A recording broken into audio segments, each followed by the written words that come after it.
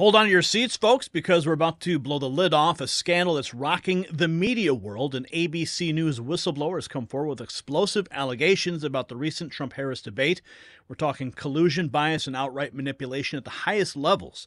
It's not just about the debate, it's about the integrity of our entire media system. The implications are staggering, and you will not believe what we have uncovered. Now, folks, have you ever wondered what happened to the legendary Chuck Norris? Well, I recently saw a video he made, and I was shocked. At 84, he's still kicking butt, working out, and staying active. How? He made one simple change, and now he feels like he's in his 50s with energy to spare for his grandkids. His wife started doing it too, and she feels a decade younger. Chuck's made a special video explaining everything, and trust me, it'll change the way you think about health. Watch it now at chuckdefense.com/next, or click the link below. It's so simple, you won't believe it. Don't miss out on this chance to transform your health like Chuck. Visit chuckdefense.com/next now. Okay, so let's jump into this because I found it to be absolutely bizarre. When this story broke, when the affidavit was released, it was all over X. And then a short while after, an assassination attempt, a second assassination attempt on Trump, and this story suddenly gets buried. Now, I'm not saying they're connected, but I'm saying it's amazing how the news cycle just moves so quickly and information can get lost. So that's why we're here to break it down for you. WorldNet Daily, ABC whistleblower affidavit has been released. It alleges as a sworn statement under penalty of perjury that ABC coordinated with the Harris campaign to give her sample questions, assurances that Trump would be fact-checked and Kamala would not, and favorable accommodations for Kamala's appearance on screen. These are the screenshots of the actual affidavit that has been published.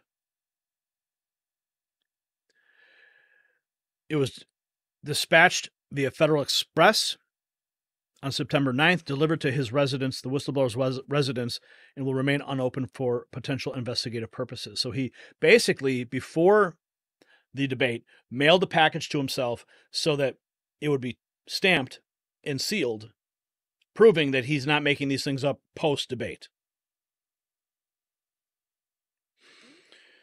And there's allegations in this affidavit that it states they have audio evidence, audio recordings that will be released, showing the collusion.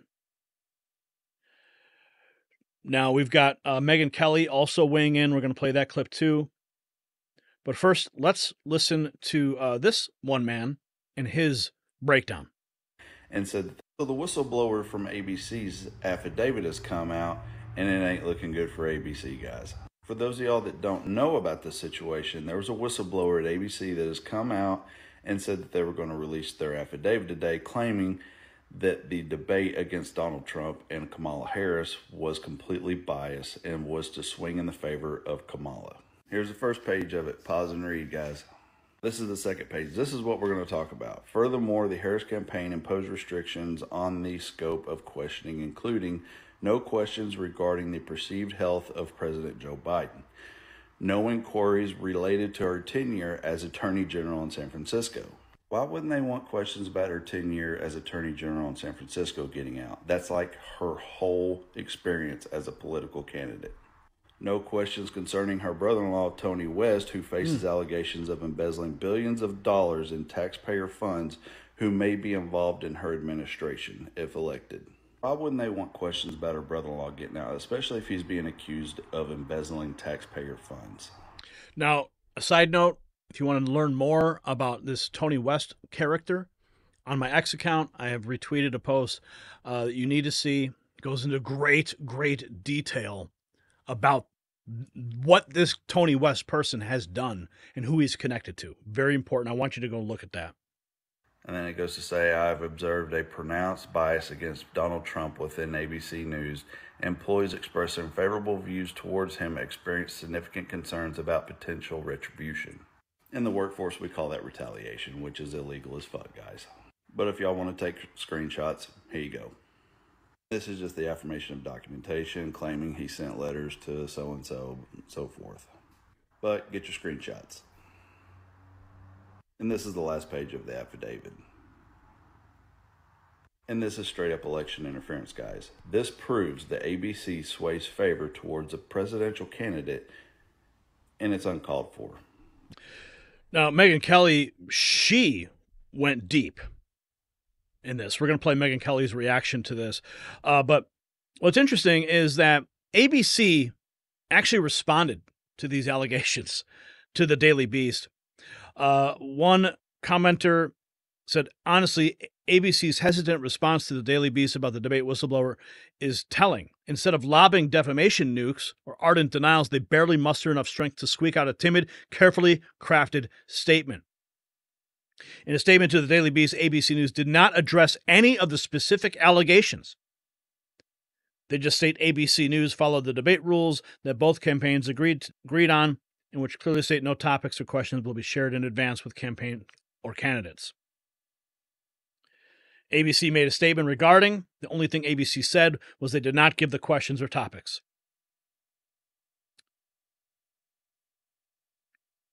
Representative Dan Mauser suggests ABC News might be called in to testify in Congress, revealing that a whistleblower has come forward with new information, emphasizing efforts are underway to have ABC answer for the situation. This was on Fox News. So let's go to Megyn Kelly first. Yes. True. ABC Agree. News is finished. Agree. That's why it's a big deal. That's why, you've got Bill Ackman out there demanding that Bob Iger, Bill Ackman is nothing to shake a stick at. He's a very prominent American citizen, businessman, and he's demanding that Bob Iger respond to this affidavit right now. And there are many others all over the internet demanding a response. Just deny it. Go on the record and say, this is bullshit. None of this is true. Come forward. The whistleblower should come forward with his, I think it's a he, name and face and make these allegations on the record, to your point, so we can assess credibility. We can figure out whatever bias he has. He says he's not a Donald Trump supporter. He's not even going to vote for Donald Trump in this election. The thing that's the most persuasive about it to me, Emily, on the other side of the roster, like suggesting that this could indeed be real, is that it's dated September 9th. He says that it was sent certified mail to himself and Speaker Johnson on that day. And so this is before the debate ever happened. And we've got a little time, so I'm going to read you some of it, okay? Because people may want to hear this. He says, he's been duly sworn. You do sign an affidavit under penalties of perjury when he's committed a crime, if this is untrue, and if in fact it's a real affidavit.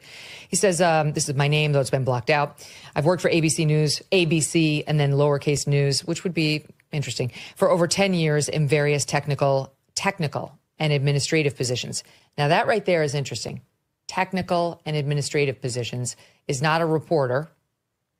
It could be somebody who is in tech around the journalists who might be present as certain discussions are had.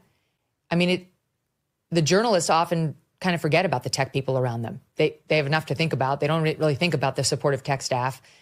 And they certainly wouldn't be hiding conversations from these guys who you generally trust implicitly. But this guy goes on to say that bias is running rampant inside ABC News to the consternation of many of the employees. So maybe some of the tech guys or administrative people started to get upset. Because most interestingly, this guy's claiming he has tapes of the conversations he's alleging in this thing. Okay, so I go on. Technical and administrative positions, he says he's held. Since the acquisition of ABC News in 1996, which would have been before his tenure there, I have observed significant transformation in the nature of the news reporting here. The changes suggest a shift from unbiased reporting to a model influenced by external factors. For the record, I do not endorse Donald Trump in his capacity as a candidate for president. The intent of this affidavit is to address concerns regarding perceived biases within the news reporting by my employer at this debate that will be hosted tomorrow, September 10th. Skipping over some things, but he says it's common knowledge that debate moderators as well as chief executive officers of my employer are well known not to support Donald Trump, which led to several employees speaking up in regards to how fair this debate would be. We were given assurances the debate would be fair and no one would be given an unfair advantage. It is my belief that contemporary news organizations, including ABC News, no longer adhere to impartiality. He goes on to say the specific instances of perceived bias are as follows. This is what he's claiming he knows prior to the debate. The Harris campaign received particular accommodations including but not limited to providing of a podium significantly smaller than that used by Donald Trump. Well, I think we all saw that. That definitely happened. I don't know that that's inappropriate. She's just 5'2". And assurances regarding split screen television views that would favorably impact Kamala Harris's appearance relative to Trump. That's interesting. It was agreed that Donald Trump would be subjected to fact-checking during the debate, while Kamala Harris would not face comparable scrutiny. Now, that's totally out of line, if that is true. If there is one word of that is true, that they agreed with her team they would be fact-checking Trump and or agreed she wouldn't be facing comparable scrutiny, these guys are toast. Toast. The debate moderator, Lindsay Davis, is out there already saying we plan to fact-check Trump. We saw the criticism against CNN for not fact-checking Trump, and that's why we had all these fact-checkers across ABC running down his claims he'd made at interviews or in rallies. Now, that would be a normal thing to do as a debate moderator, but you would do it for both sides. I don't know whether they did it for Kamala Harris. I certainly saw that they never once fact-checked her. But this guy's saying there was an agreement that Trump would be subjected to fact-checking during the debate, and Kamala Harris would not. Yeah, this is huge, friends. This is a big story, and looks like it's already going to be going into Congress. ABC being dragged before Congress. Let's take a look at this clip. And it also, this clip you're about to see also shows that recent interview, the local news interview that Kamala gave. Now, if you watch the actual live, unedited version, all she does is speak in word salads. But the version that they released, the clips that they released were heavily edited. Wait till you see this. Yeah, it's almost like they're... A local Philadelphia ABC affiliate is now being accused of editing its interview with Kamala Harris on Friday to hide her rambling word salad response when asked about how she would tackle inflation. I want you to watch these two clips. First, here's the actual word salad response from the full interview that ABC posted on the website. Watch this. When we talk about bringing down prices and making life more affordable for people, what are one or two specific things you have in mind for that? Well, I'll start with this. I grew up a middle-class kid. My mother raised my sister and me. She worked very hard. You know, I grew up in a neighborhood of folks who were very proud of their lawn. You know, we as Americans have a beautiful character. You know, we have ambitions and aspirations and dreams, but not everyone necessarily has access to the resources that can help them fuel those dreams and ambitions. So when I talk about building an opportunity economy, it is very much with the mind of investing in the ambitions and aspirations. There you go, a non-answer. Now, here's the clip of what actually aired on the local news broadcast at 6 p.m. on the local ABC station. You can see how it was edited to remove Harris's rambling response and instead went straight to her explaining economic policies. Watch this. We touched on a range of topics, including the economy, maybe biggest in the mind of voters. And on that, I asked her to get specific. When we talk about bringing down prices and making life more affordable for people, what are one or two specific things you have in mind for that? So when I talk about building an opportunity... There's the edit. They edited the interview. Absolutely shameful. Economy, it is very much with the mind of investing in the ambitions and aspirations and the incredible work ethic of the American people, and creating opportunity for people, for example, to start a small business. So my opportunity economy plan includes giving startups a $50,000 tax deduction to start their small business. It used to be $5,000. Nobody can start a small business with $5,000. Opportunity economy means, look, we don't have enough housing in America. We have a housing supply shortage. And what that means, in particular for so many younger Americans, the American dream is elusive. It's just actually not attainable.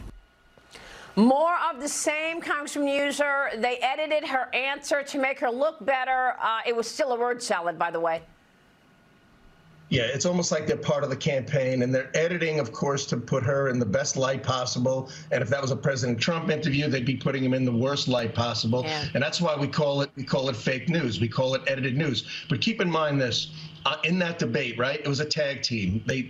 Muir lied about crime. We now have the data. Lindsay lied about abortions to the 9th month for states, and Kamala completely lied about military in areas of combat. We saw that. So none of that comes out. Fortunately, we now have a whistleblower, and I'm going to tell you something, Maria. We're gonna do what we can to bring ABC in and have them answer some questions, and as well as have this whistleblower and see what's going on as they're trying to tear down the First Amendment. I'm glad you mentioned this because Fox News is reaching out to ABC for response to that affidavit and this Bill Ackman post about this whistleblower. We want answers, but Bill Ackman posted this on X about an alleged ABC whistleblower affidavit that says Harris's campaign dictated the debate questions, camera angles, and the fact-checking of Trump at the debate. He writes, quote, "Sadly for the state of truth in media, I expect the whistleblower allegations will be deemed to be true." Ackman also pointed out that ABC News' David Muir and Lindsay Davis have yet to make any statements on the alleged affidavit. He said, quote, "If you are not guilty as alleged, you have no choice but to immediately issue a statement denying the claims, for silence is an admission of complicity." Yep. ABC News has already denied allegations of collusion between the presidential debate moderators and the Harris campaign. We know Lindsay Davis is her sorority sister, but they told the Daily Beast last week, absolutely not. Harris was not given any questions before the debate. We've reached out to ABC to verify the affidavit and for a statement on these accusations, Congressman. But this affidavit and this whistleblower story is gaining traction. Yes, absolutely, and as it should. We need to find out what the truth is. And the thing is this, we all saw it. We actually don't need a hearing to know what we saw, but we're going to look to do it so as we can provide some evidence as to how manipulative they are. You know, Marie, in Pennsylvania, the Kamala Harris team is spending $33 million on radio ads. I am telling you, 95% of the ad is a complete farce. They edit out the president's sentences to use the words bloodbath and dictator for a day and other things to make them out to be virtually opposite of what he was saying. That's their campaign, full of lies, full of farce, one big con, or an attempt to con the American people anyway. That's what's happening, friends. The big con. So hopefully at some point this whistleblower will step forward and we'll get the full audio recordings. Bill Ackman, you heard her mention, why has David Muir not responded to the accusations leveled by the whistleblower? One has to draw a negative inference. And here's David Muir right before the debate starting, telling the world that no questions or topics have been discussed with either campaign. And that brings us to the rules of tonight's debate. 90 minutes with 2 commercial breaks. No topics or questions have been shared with the campaigns. Topics or questions, is that right? If the affidavit was indeed dated a day before the debate, it serves as near incontrovertible proof of manipulation. It should have raised red flags for any observant viewer. ABC and Robert Iger should directly address the specific accusations of the whistleblower. And Iger Disney should launch a full investigation. Not surprisingly, there's been no denial from the 2 ABC moderators, just silence. David Muir did not comment on Trump surviving an assassination attempt because he's seething that they missed. Ratings for David Muir's World News Tonight tanked following his disastrous debate moderating. That Americans care about, the economy. Are we better off than we were 4 years ago? Immigration. What are you going to do about the border? Why did you wait so long before you acted on the border? Those types of questions. Reproductive rights. Afghanistan. Do you bear any responsibility? This is the state of the media today, friends. And that's why Next News Network is so important. So we can break it down, bring you the real news, not this manipulated reality that they keep spoon feeding us all across every cable channel. So America, what we've just revealed about ABC News and this debate scandal is nothing short of earth-shattering. It's not just about one network or a debate. It's about the very foundations of our republic. How can we make informed decisions if we can't trust the information we're given? This whistleblower has opened up Pandora's box, and you can bet we are going to keep digging until we expose every single last detail.